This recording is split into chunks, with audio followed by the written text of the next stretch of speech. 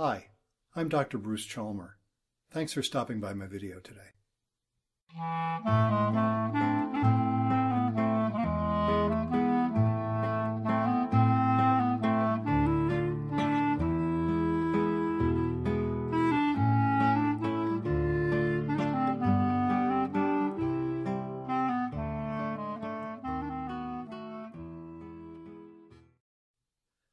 How can you forgive when you've been badly hurt? And why should you forgive anyway? Over the years, I've worked with many people who've been badly hurt. Some people seem to hold on to the bitterness and anger for years. But I've met many people who've been able to forgive.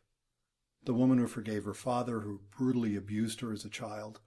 The father who forgave his son who stole from him, lied to him and about him, and assaulted him.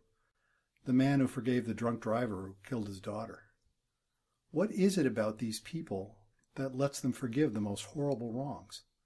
And are they crazy or in denial or weak-minded? In this video, I'll talk about what forgiveness is and why it's a part of your healing. I'll talk about when you are ready to forgive. And I'll talk about whom you need to forgive and why. Because it turns out that those people who are capable of forgiving aren't crazy at all. They found a path to emotional freedom. So, what do we mean by forgiveness? Forgiveness means letting go of the bitterness, the resentment, the anger, the thoughts of revenge. It means letting go of the pain that you've been carrying after you've been hurt. When you've forgiven, you know it because when you're reminded of the hurt, you remain at peace. You can think about the hurt with compassion for yourself, for people who've been similarly hurt, and even for the one who hurt you. You won't excuse or justify or minimize the wrong that was done to you, but you'll understand it with a mature perspective. And when you've forgiven, you can even find a sense of gratitude when you think about the hurt. Gratitude that you survived, that you learned from the experience, and that your spirit is now free of it. That's why you need to forgive. You need to forgive because forgiveness is freedom. But what if you're not ready to forgive? Well, you might not be ready to forgive yet. If thinking about the hurt is still an emergency to your body and mind, you're not ready to forgive. Check out my videos about healing from trauma. You may still have some work to do before you can begin to forgive. And of course, you're the only one who can determine when you're ready to forgive. Family, friends, and therapists may all mean well by urging you to forgive, since they see the pain you're in. But only you can do it, and you can't do it before you're ready. In particular, the person who hurt you can't determine when you're ready to forgive, much as they might wish to. Of course they want you to forgive them, and your relationship may depend on it. It's natural that they want forgiveness from you, but only you can forgive, and only when you're ready. So, how will you know you're ready? You know you're ready to forgive when you realize that the pain you're hanging on to is your own. It no longer has anything to do with what anyone else did or didn't do. You're ready to forgive someone when it's no longer about them. It's about you. Forgiveness is about you. That's the key to being ready and able to forgive. That's a tricky concept at first, the idea that forgiveness is about you, not someone else. What it implies might surprise you. It means, for example, that you can forgive someone you don't trust. Someone, that is, who might hurt you again if you let them. Forgiving such a person doesn't mean you'll hang around with them. On the contrary, if you think someone is still dangerous, don't be with them. I know a woman who forgave her ex-husband who was violent towards her and her children. She was under no illusions that it was safe to be around him. She still maintained a restraining order and exercised caution if she was somewhere he might be. Forgiving him didn't mean she trusted him or that she forgot what he had done. Notice that forgiving does not mean forgetting if forgetting would make you stupid. But forgiving meant she wasn't dragging around useless anger anymore. Forgiving him meant that she was free of the hurt he had caused in the past. This idea also means that you can forgive someone who hasn't apologized or even acknowledged what they did. It might be hard to trust someone who hasn't acknowledged what they did, so you might not be able to continue the relationship as it was, but you can still let go of the pain yourself. Forgiveness is about you, not them.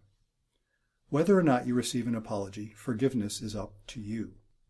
Whether or not you continue the relationship, whether or not you trust the other person, when you forgive, you let go of the pain. So how do you get there? How did those people I mentioned manage to let go of the hurt so they could move past bitterness even toward those who had done terrible things. You get there in 3 steps. Forgive yourself, forgive those who hurt you, and forgive God. So let's talk about each of those steps. To really forgive, to let go of the hurt, means you have to forgive yourself. Because when you're hurt, there's almost always part of it you blame yourself for, whether it's reasonable or not. Of course, sometimes your self-blame is justified. Sometimes you come to realize that you also hurt the person who hurt you, that it's not all one way. And maybe you need to face that courageously, get past the shame, forgive yourself, and then offer an apology for what you did. But sometimes you might blame yourself, even when you didn't do anything wrong. If you were abused as a child, that awful feeling of self-blame is because the abuser forced it on you. You were told that it was your fault, that no one would believe you, that you're dirty or bad or worthless. Now, as an adult, you might know rationally that you were a child, that you were being overpowered and threatened, but still blame yourself emotionally for not simply ending it the way you could as an adult. And worse, if you were abused by a parent or a close family member, you might have had mixed feelings about it. The pain and shame and fear were mixed with loyalty and even appreciation of the attention, however misguided. If you feel that way, you're not alone. It's one of the most difficult and painful aspects of healing from childhood abuse, especially sexual abuse. It leaves a feeling of deep shame and guilt, and it takes enormous courage to face those feelings. But to heal, you need to forgive yourself. Fundamentally, forgiving yourself means recognizing that you did the best you could, given who you were and what was happening. It's easy to look back on it and see what you might have done differently if you or the situation had been different. But forgiving yourself means accepting that you and the situation weren't different. It was what it was. When you can accept that, you can have compassion for who you were then. That's what it means to forgive yourself. And that leads to the second step, forgiving those who hurt you.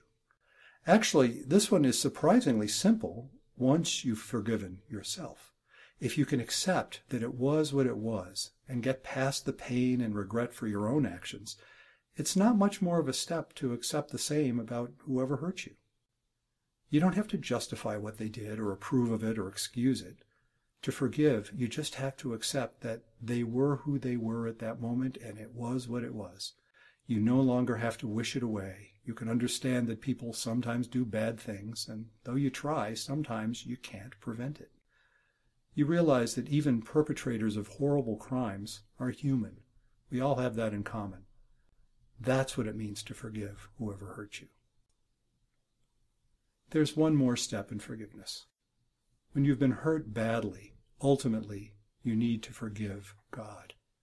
And if the idea of God is problematic for you, you especially need to forgive God. Why? Well, this isn't the place for a theological discourse, and I'm no theologian. But if you're not comfortable with God language, just think in terms of God as existence itself, with all of its apparent order and chaos. You need to forgive the fact that we exist as conscious beings with some amount of influence, some tantalizing sense that we can control our lives, and yet we still get hurt badly. You need to forgive the fact that we've developed moral and ethical values to make our relationships better and help us rise above our own narrow interests, and yet we see good people get hurt and bad people get away with it. Even if you're an atheist, I suspect you often feel that, as Ricky Ricardo might have put it, God's got some splaining to do. However you understand God, ultimately, you need to forgive God. When you've forgiven God, you've accepted reality, not with dreary resignation, but with a sense that reality is right and proper, even when it's painful, and even as you dedicate yourself to repairing it and healing the pain. And of course, when you've forgiven God, you'll understand what it means that God forgives you. Now, perhaps you're asking, but how do I begin to forgive myself or others or God? Where do I begin? Well, forgiveness is an act of acceptance. So seek acceptance. Seek experiences in which you accept others and they accept you. Therapy can offer acceptance. Spiritual communities can offer acceptance. Meditation and prayer can foster your ability to accept yourself and others. Forgive yourself, forgive whoever hurt you, and forgive God. It doesn't happen all at once, but when you forgive, you're free. I'm Dr. Bruce Chalmer. Thanks for visiting.